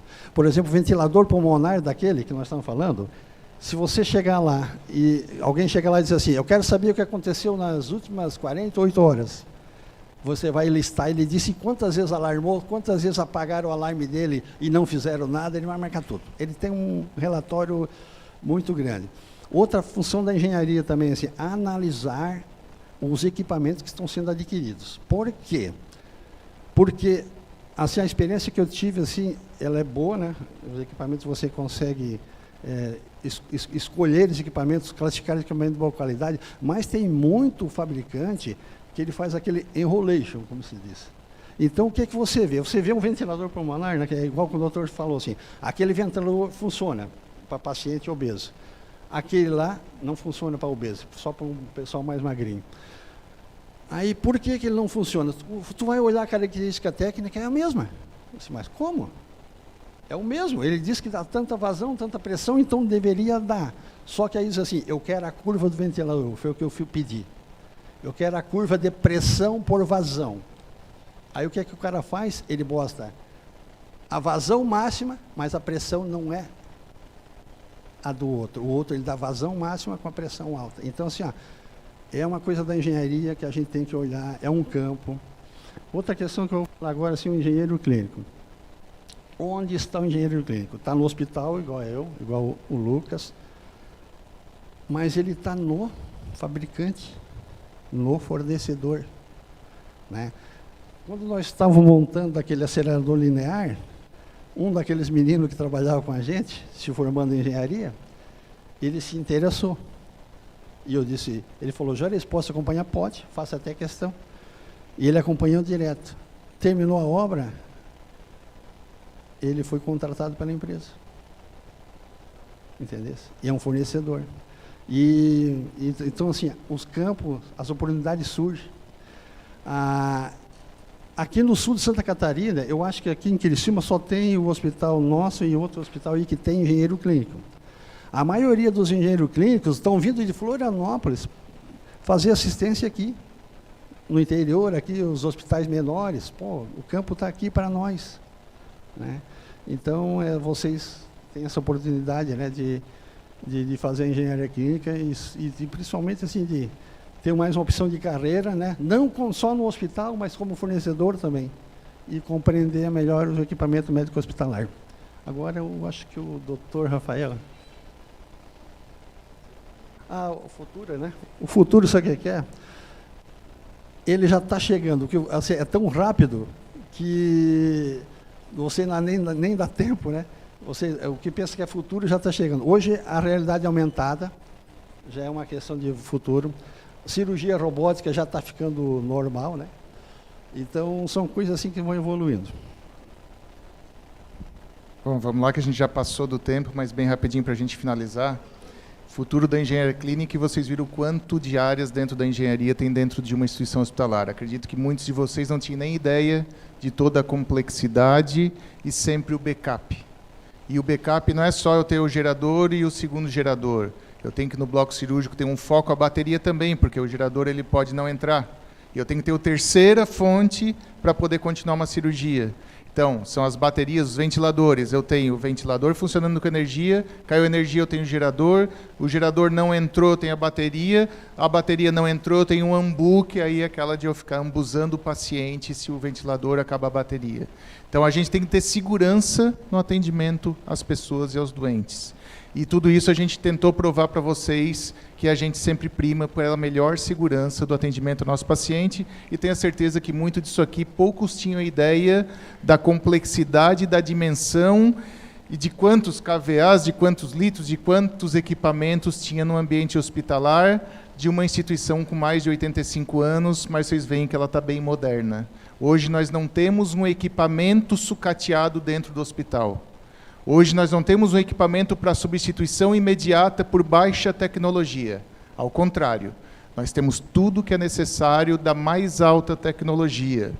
O que tem de futuro? Na engenharia tem muita coisa, tem muita novidade, vocês estão numa formação para buscar e trazer isso para nós. Hoje a inteligência artificial está aí presente, hoje já é possível a gente simular uma cirurgia. Se eu vou fazer uma cirurgia com a minha imagem, eu consigo jogar essas imagens para simular o meu corpo, o cirurgião fazer a cirurgia em mim antes mesmo de chegar no meu corpo. Ele consegue simular a minha cirurgia do meu tumor com a minha anatomia e ele fazer antes e o computador corrigindo. Aqui não era para te ter cortado, aqui era para ter cortado, vai por aqui, vai por essa via. Hoje isso é realidade. A robótica é realidade e a gente está perto no Hospital São José também. Amanhã vocês têm até uma apresentação específica da doutora Beatriz sobre o uso da robótica na medicina. Tá? Não vamos falar sobre robótica hoje, mas a cirurgia 4.0, robótica na ortopedia, tudo isso é realidade aqui de Criciúma. E para finalizar, a gente falou tecnologia e engenharia, né, a novidade do nosso novo bloco, que também está à disposição, que vai ser inaugurado em breve. E para vocês terem ideia qual é o tamanho desse Hospital São José, 44 mil metros quadrados. Hoje, equivale à área física, se jogar o hospital numa estrutura de um único nível, são 6 campos do Criciúma Esporte Clube. Então, realmente, é uma estrutura imensa e a maior estrutura hospitalar do estado de Santa Catarina em metros quadrados. Esse novo bloco, ele vai somar esse total de metros quadrados, e são mais 9 andares, mais 120 leitos, mais 20 leitos de UTI, um pronto-socorro só para convênios e particulares, um centro diagnóstico, que a gente falou, ressonância, tomografia, raio-x, ultrassom, todo ele novo, e 2 andares de oncologia dentro dessa nova estrutura, que vai ter uma recepção ampla, com uma cafeteria, né, com quartos amplos à disposição dos nossos clientes, né, e principalmente, fazendo aqui o merchan aqui para o Saúde São José, que é o nosso grande parceiro, para viabilizar o SUS também. O SUS ele é deficitário financeiramente, mas os planos de saúde, assim como os particulares, vêm para a gente conseguir suprir um pouco essa conta, e a gente precisa desse público também para poder subsidiar todas as ações do sistema público. Então, temos um novo bloco com uma grande parceria que vai ter a logística ali fora depois para vocês ver se conseguem ganhar alguns brindes. Acho que vieram preparados com brindes, né? E é isso. Aqui ficam as nossas redes sociais, né, se vocês querem pegar em termos de QR Code, mas todos vocês têm acesso, né, o nosso QR Code do plano de saúde, para quem tem interesse também na questão do plano de saúde, e tem a nossa equipe toda à disposição, se alguém também tiver interesse no Saúde São José, que vai estar ali fora para poder tirar dúvida de vocês. Era isso que a gente tinha de recado. Agradecemos mais uma vez a oportunidade, agradecemos o Mota, e dizer que o Hospital São José, essa apresentação de hoje surgiu do Empreende SC, conversamos sucintamente, estamos aqui hoje, mas colocando o Hospital São José como à disposição da SATIC, dessa instituição, para firmar uma parceria e, quem sabe, uma pós-graduação de Engenharia Clínica aqui na SATIC, intermediada juntamente com o Hospital São José. É esse o nosso desejo, fica aqui o nosso desafio, para que a gente consiga construir juntos. Falando preliminarmente já no corredor, antes de começar, vi que tem alguns daqui com interesse em seguir a engenharia clínica, abrir campos de estágio no Hospital São José para as mais diversas áreas, isso também é possível, né? E agora é só a gente aproximar essas duas grandes instituições da nossa cidade, que tem um histórico de 65 anos da SATIC, 88 anos do Hospital São José, são instituições velhas que estão cada vez trazendo inovação para a nossa região, que são velhas de idade, mas vocês veem que de tecnologia. Num curso renomado das engenharias aqui da SATIC, a gente vê que é realmente nota conceituada alta no MEC, né, um curso bem conceituado, e por isso esse auditório aqui cheio, porque são pessoas dedicadas e que sabem onde estão estudando, com um grande futuro pela frente. Parabéns por estarem aqui, por estarem buscando conhecimento, por estarem fazendo uma engenharia que é tão difícil, da onde entra 20, 30, 40. Muitas vezes demora um pouco mais pela dificuldade que é o curso, mas não desistam. O mercado está aí para todos vocês, para todos nós, e precisamos de mentes novas, brilhantes, para trazer o futuro para nós. Obrigado.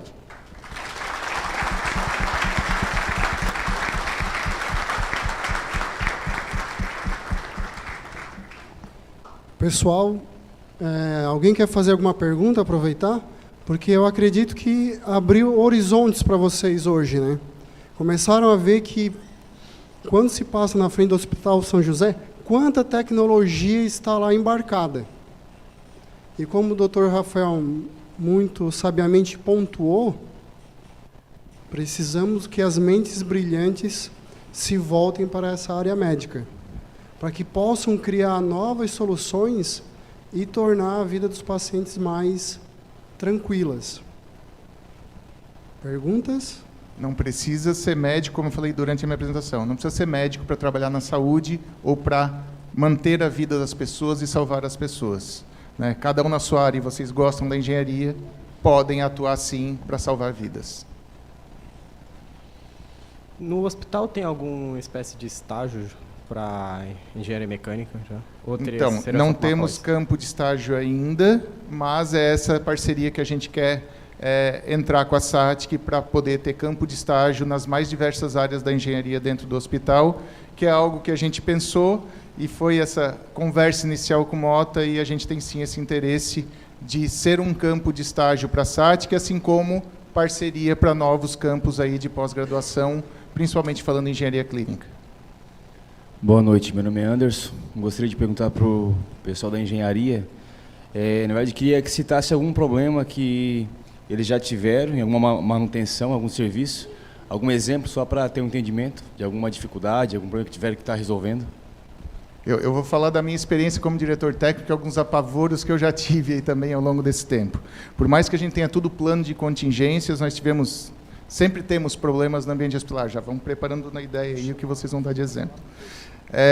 Mas nós tivemos a questão da adutora, falando em água, não é eletrotécnica, não é mecânica, não é mecatrônica, mas é algo básico para a vida de cada um de nós. E imagina num hospital com 300 pacientes internados, toda uma equipe, 9.000 litros por hora. E nós tivemos que lançar uma logística de um caminhão por hora pipa, um caminhão-pipa por hora para poder suprir a demanda. Tivemos outro momento já que o gerador, com toda essa tecnologia, o gerador não entrou. Não entrou o primeiro, não entrou o segundo, porque rompeu um cabo da subestação para o prédio do Hospital São José. E a gente teve que lançar mão de cabos e até de gerador externo para poder fazer uma fusão direta com a subestação velha. Então, são artimanhas que se tem e nós temos todo um plano de contingência do quê? O A não funcionou, vai para o B, do B não funcionou, vai para o C, o C não funcionou, milheiro de Santo Expedito para poder resolver a situação. Bom, eu me recordo de uma madrugada que foi feito, chegou a carreta para reabastecer o oxigênio, aquele tanque que eu mostrei na imagem, e o motorista, durante a conexão, ele quebrou a válvula de conexão do tanque principal. Então, imediatamente foi fechado o tanque e entrou a reserva. Então, foi acionada a empresa que cuida da parte de oxigênio. Ela teve que fazer toda essa manobra, acionar o pessoal para recarregar os cilindros, porque é 4 horas, né, como eu comentei. Então, foi também uma madrugada bastante corrida e movimentou muita gente. Mas, como sempre, a gente tem as contingências, tem o plano A, o plano B e o plano C. E lembrando que o nosso cilindro de oxigênio e todo esse controle de estoque, a White Martins monitora tudo isso na sua central. Então, eles já sabem quando tem que mandar o caminhão durante a paralisação dos caminhoneiros. Né, eles conseguiram antecipar nosso reservatório naquela pré-paralisação e, a partir do momento que os níveis baixavam, eles conseguiam jogar caminhões para o trânsito, e isso tinha aquelas liberações depois para oxigênio medicinal que nós conseguimos manter o hospital abastecido. Mas tudo isso com garantias de automação e garantias de reservatório, com controles e também com a gente, claro, além de toda essa automação, além de todo esse controle, cobrando do fornecedor que ele execute, né, no seu tempo. Mas problemas são diários, né? Problemas menores, às vezes pontuais, que não têm lesão ao paciente, problemas às vezes maiores que pode acarretar, e por isso esses mecanismos de bloqueio e controle têm que sempre existir. Uma sala cirúrgica em funcionamento, e lá é 24 horas, lá eu tenho algumas salas funcionando, 40 pacientes em UTI agora, uma emergência com pacientes sendo atendidos, que não pode parar essa estrutura. Problemas vão existir direto. Tendo planejado, contingência, equipe de sobreaviso e tudo mais, minimizam os danos. Mas já tivemos problemas inusitados ali de ter que correr, e o hospital não tem hora, né? A gente está sempre à disposição, né? Citamos alguns exemplos, mas são diversos ao longo da história. A questão sobre a sala de cirurgia, ela está disponível 24 horas para casos de emergências, né? Mas vamos supor, pega um pessoal que vai fazer, que eu já sei que vocês atendem o SUS, geralmente tem os mutirões, mutirão da garganta, esqueci o nome, tirar a amígdala, desvio de septo e tudo mais. Eu já até fiz pelo particular, fiz o desvio de septo. Daí eles falaram bem assim, todo mundo vai operar desse horário até esse horário. Então, é meio que organizado, a galera vai ter um horário para operar e... Nós temos todo um mapa cirúrgico, que eu sei quem é o paciente da sala 1, qual o tempo de cirurgia, qual é o próximo paciente, qual o tempo de troca de sala. A limpeza entre um paciente e outro é obrigatória e tem o seu tempo mínimo e máximo, né? E ela tem que ocorrer porque eu tenho que limpar até o teto numa limpeza terminal. Então, tem toda uma rotina que eu tenho já previsão do dia todo. A gente está fazendo mais de 1.100 cirurgias por mês, né, em 12 salas. Então, eu tenho que ter tudo isso muito bem mensurado. Uma cirurgia cardíaca hoje começa às 7 horas da manhã, ela vai acabar em torno de 11 horas, meio-dia, dependendo da cirurgia, até 1 hora da tarde. Assim como eu giro, às vezes, numa manhã, 6 cirurgias, né, cada 45 minutos uma cirurgia, numa sala que começa às 7 horas da manhã. Então, eu tenho todo um mapeamento de cada ato. Eu tenho na recepção lá de quem está aguardando cirurgia como familiar, ele sabe em cada momento que o seu familiar está. Ele está na sala ainda de espera, ele está na sala cirúrgica, ele já foi para a sala de recuperação, ele está liberado para o quarto, ele está liberado para casa, porque também é uma aflição da família ter ideia de onde esse paciente está. E agora, será que acabou a cirurgia? Não acabou? A gente tem esses tempos e movimentos de cada paciente. Eu sei se ele está na tomografia fazendo o exame, se ele está no pronto-socorro. Então, a gente tem isso tudo mensurado e sabendo onde está cada um. E fazendo 1.100 cirurgias, se eu não tenho esquema organizado, eu tenho alto custo, um prejuízo ainda maior, né? Mas é tudo quantificado. Eu tenho segurança do paciente. Se vai ter uma cirurgia no membro, é marcado antes de ir para a sala cirúrgica, que é o procedimento de cirurgia segura. Chega na sala, é perguntado o teu nome, nome da tua mãe, a data de nascimento, qual é a cirurgia que tu vai fazer. Aí pergunta, doutor, qual é o seu nome, qual é o nome da equipe, qual é a cirurgia proposta, a demarcação, a eles, membro inferior esquerdo. Aí vai lá e vê se está marcado pelo médico a tua perna esquerda. Né? Então, tem todo um controle de segurança para que não haja erro. Na saúde, na vida, em hospital, não pode ter erro. Ninguém é perfeito, mas todos esses cheques é para que a gente minimize os erros. Boa noite, meu nome é João Guilherme. Eu tinha uma pergunta para vocês referente ao momento da cirurgia. Com todo o preparo que vocês têm, com a manutenção preventiva e que antecede o momento da cirurgia, né? Algum momento o engenheiro já teve que entrar na sala para realizar alguma manutenção corretiva no momento da cirurgia, com tipo o tempo escasso? Algumas vezes, tá? Mas aí é que tá. No hospital tudo a gente tem backup. O eletrocautério, que é o que faz o corte e cauteriza, parou de funcionar. Pode acontecer? Pode. Pode ser a pinça, pode ser o equipamento. Então, eu tenho pinça de reposição, eu tenho outro eletrocautério de reposição. Problema de material, pode acontecer? Pode. Então, tudo a gente tem que ter backup. Para começar uma cirurgia, eu tenho que ter pelo menos outra cirurgia pronta para poder trocar e fazer, porque eu não vou deixar um paciente anestesiado e esperar reesterilizar algo que pode ter sido contaminado. Eu tenho tudo o dobro para poder garantir a continuidade do serviço. E, às vezes, pode dar problema num foco, em qualquer coisa, uma torre de vídeo. A equipe da manutenção, prontamente... Ela normalmente fica sendo cirúrgico UTI, né, uma das pessoas, um dos técnicos, e ele checa tudo antes de começar a cirurgia. Antes de começar qualquer cirurgia, eles já revisaram tudo, mesmo assim pode ter problema no decorrer, eu tenho equipamentos para trocar. Eu tenho que ter esse equipamento de backup. Pessoal, então vamos encerrando, como o doutor Rafael pontuou.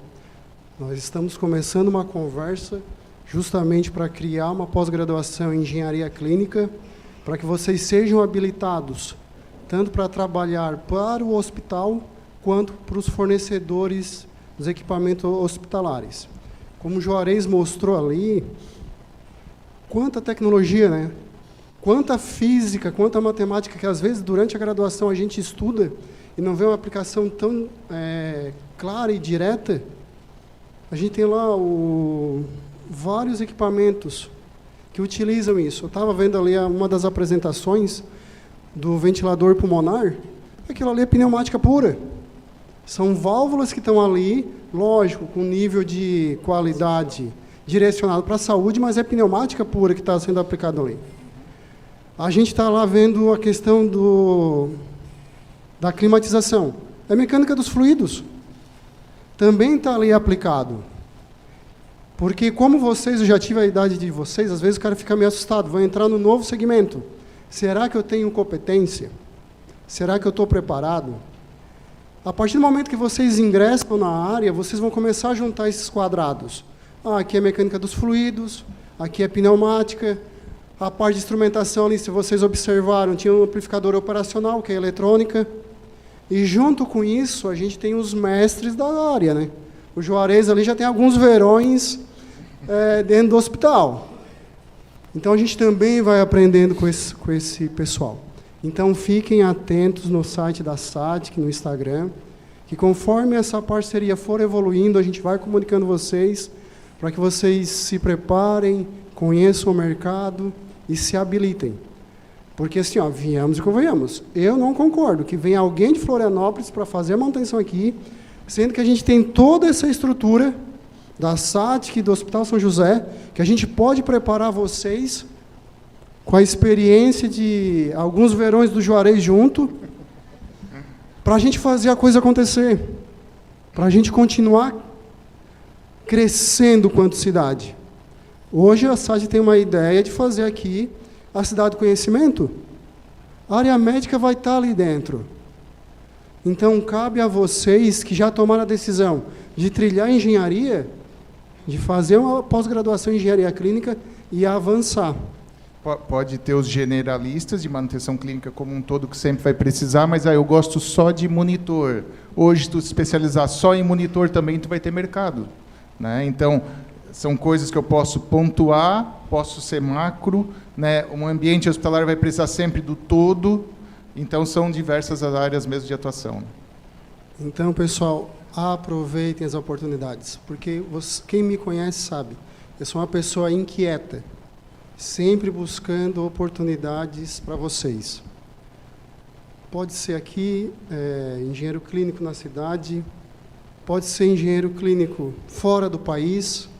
É como eu digo para vocês, o resultado profissional de vocês é proporcional ao tamanho do sonho. E conforme o sonho, eu tenho certeza que a SAD vai dar todo o subsídio para vocês, tecnicamente, chegarem lá. Vou convidar aqui o Dr. Juarez, o caçula dos palestrantes de hoje à noite. Juarez é conselheiro do CREA também, tá? Para quem não sabe, o Juarez faz parte do nosso CREA Regional Sul. É isso, Juarez? E o Ronaldo Lucas, o Dr. Rafael também, para a gente entregar uma lembrança.